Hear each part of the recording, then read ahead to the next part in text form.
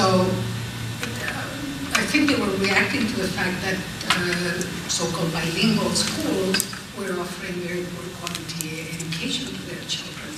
So that has to be, this is why the dual system, the dual language system seems to be more appealing, provided the teachers are well trained.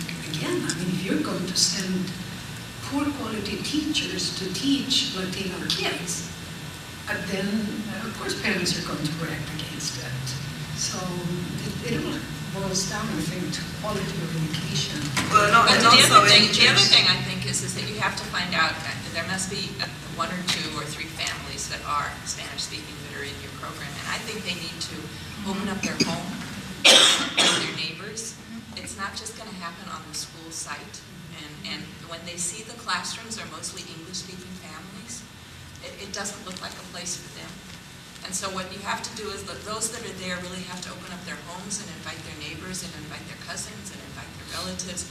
And then you go to their homes and present the program. Because it's very difficult to do it when the program is represented with the majority language. It does become difficult. That's what... It did happen at Edison too, that we did... It's happening now at Edison. To do Edison that with now key parents. Pardon? Mrs. Odell. Oh, Mrs. Odell, but who was the other one in Santa Monica? I can't remember. She was at the, but that was what it was, is to find the key parents, and then you just keep on. I mean, it's parents who are going to sell the program, really. Absolutely. The parents have to tell the other. I don't know if you've seen the bumper sticker on people driving around that says CCUSD, a family of schools. And in all of the discussions that I've attended, a lot of recent school board meetings, this is the word that comes up for us over and over again, is family. Everyone says this school is like family, this community is like family, we're a family here. And when you have this insider-outsider or up-down kind of situation of we're not sure we want to get that close, we don't want to get committed, we don't know if we want to get involved, I think what everyone is addressing is you foster that feeling of connection. And you bring in that idea of this is to everyone's benefit and we're all in this together.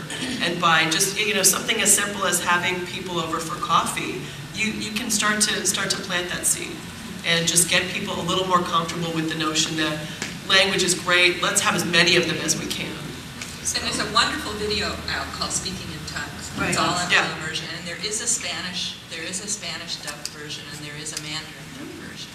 So it's in English, Spanish, and Mandarin, and it's excellent. So it shows kids from Spanish-speaking homes, from English-speaking homes, in Spanish programs, in Cantonese programs, and in Mandarin programs, and it's really terrific. So in terms of parent motivation, it's a great video. It's called Speaking in Tongues.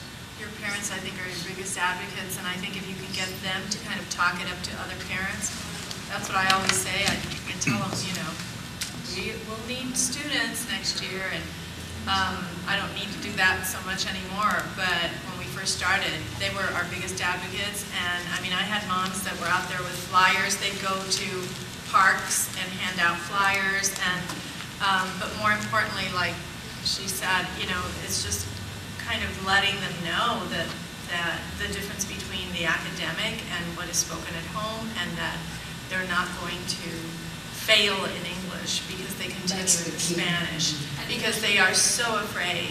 And when I do my tours, I usually I have a written out Japanese paragraph where I ask parents to read it when they come in.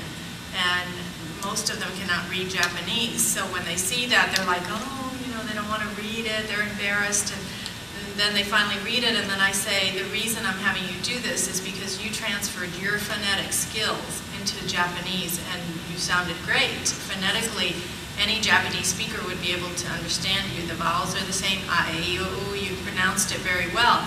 You do not know what it means because you haven't had Japanese. If you had Japanese, you would know what it means. And then I say, many of the skills are transferable, the skills that they learn, and the parents kind of go, oh. You mean so? And so I said, your child's going to be reading 90% in Italian, 90% in German, 90% in Spanish, but many of those skills are transferable.